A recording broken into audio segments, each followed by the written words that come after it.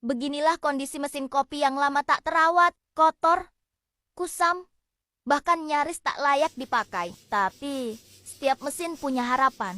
Dengan overhaul penuh, aku bongkar satu persatu, aku bersihkan, dan aku rawat kembali setiap detailnya. Dan hasilnya, mesin yang tadinya kusam, kini mengkilap kembali.